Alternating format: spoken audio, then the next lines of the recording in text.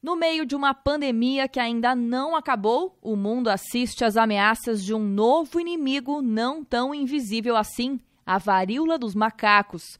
Um surto da doença foi confirmado em maio e no dia 23 de julho, a Organização Mundial da Saúde declarou que ele caracteriza uma emergência de saúde global. Antes de mais nada, é fundamental a gente voltar um pouco na história para entender exatamente o que aconteceu. A primeira vez que a varíola dos macacos foi descrita em humanos foi em 1958. Naquela época, os macacos que se contaminavam com o vírus morriam, daí o nome da doença. Mas o que ocorreu para que a gente saísse daquelas primeiras aparições décadas atrás para um surto mundial em 2022? Na verdade, a varíola do macaco ela é uma doença causada por um vírus DNA, que é um vírus da família do vírus da varíola, que é uma das doenças que a gente erradicou, Só que ele causa doença, a princípio, apenas em macacos, No final da década de 70, depois nos anos 2000 e pouco, foram identificados alguns casos de pessoas, de seres humanos que adquiriram essa infecção, O primeiro caso que foi descrito foi um acidente de manipulação laboratorial, de um ser humano que acabou adquirindo esse vírus, A gente sabe que muitos vírus que infectam animais, eles têm o potencial, de pularem evolutivamente e infectarem também os seres humanos, não necessariamente com uma mudança estrutural do vírus, mas que eles podem acabar causando doença nos vírus. Isso é para várias doenças infecciosas. Nesse caso específico, provavelmente o que deve ter ocorrido é que esse vírus deve ter começado a infectar seres humanos na região da África, que foram onde eles foram descritos os primeiros casos, e passou um ser humano a passar para outro ser humano, até que acabou levando da África, provavelmente através de uma pessoa, que acabou levando para a Europa, que depois levou e começa a se espalhar dentro da cadeia de transmissão. Então, provavelmente o que ocorreu foi isso, que é um vírus que, na verdade, não que ele está se adaptando, porque na verdade ele não é um vírus que tem muita mutação, que ele modifica muito, igual ao vírus da Covid, que cada vez a gente conta que tem um novo, tem uma cepa, não. Ele tem um padrão dele, ele é um vírus que se modifica pouco, mas ele tem a capacidade de infectar seres humanos e ele já tinha sido descrito isso. Ontem, Campinas confirmou mais 2 casos de varíola dos macacos. Com eles, são 18 desde que o primeiro foi divulgado na cidade, no dia 15 de julho. A gente vê que a taxa de transmissão desse vírus, que é aquele R que a gente fala do Covid, é de uma pessoa transmite para uma pessoa, Então, a gente sabe que é uma transmissão que não é uma transmissão explosiva.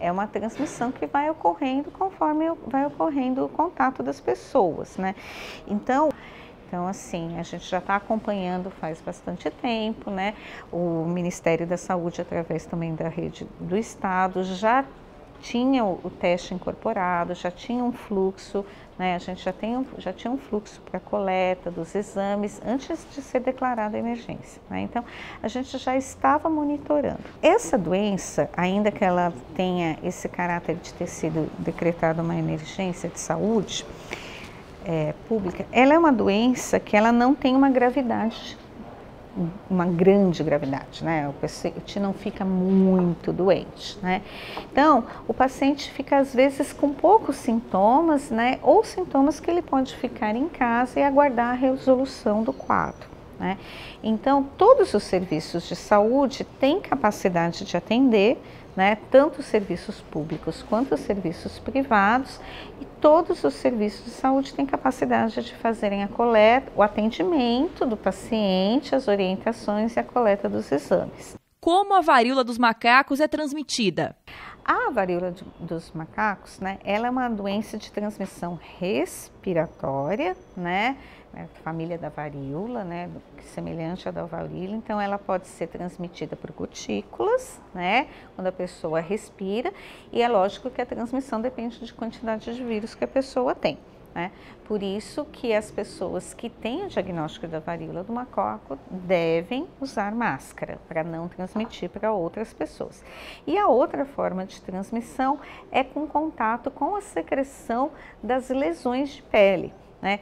Todas as lesões de pele da varíola, elas são capazes de transmitir a própria doença. Então, é importante que as pessoas saibam que entrar em contato com lesões, com feridas, isso é algo que todos deveriam saber. A gente sempre não deve entrar em contato, né? Ou deve usar luvas para isso, né? As lesões de pele que ela causa, e essas lesões de pele podem estar localizadas em qualquer lugar, mas elas tem algumas preferências, geralmente elas aparecem no local que a pessoa teve contato com a outra lesão, né? Então, dependendo com quem ela teve o contato com a outra lesão, a lesão vai aparecer naquele local. É no local da inoculação do vírus, geralmente, que aparece. Quais outros sintomas, além das lesões de pele, podem aparecer? O quadro clínico, ele inicia de uma forma bem inespecífica, então é o que acaba confundindo muitas pessoas, porque começa com o quê?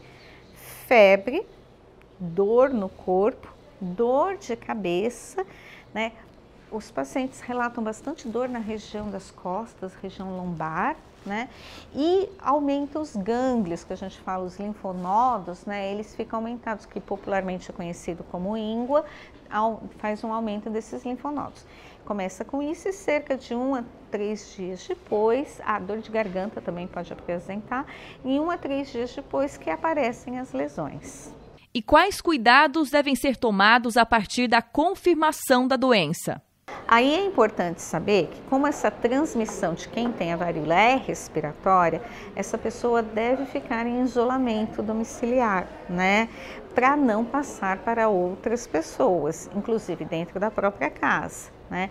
E o que a gente pede para essas pessoas que têm o diagnóstico de monkeypox? É importante que essas pessoas fiquem isoladas em casa, que separem todas as roupas dela e todos os objetos de uso pessoal. Por quê? Porque se o lençol encosta na pele, a toalha encosta na pele, vai entrar em contato com o vírus, e se alguém entra em contato com aquele vírus, pode acabar se contaminando. Então, é importante que a pessoa fique isolada em casa, né? Que separe todo o seu uso de talheres, copos, pratos para uso pessoal, né? Assim como também todos os toalhas, roupa de banho, e procure ficar em casa.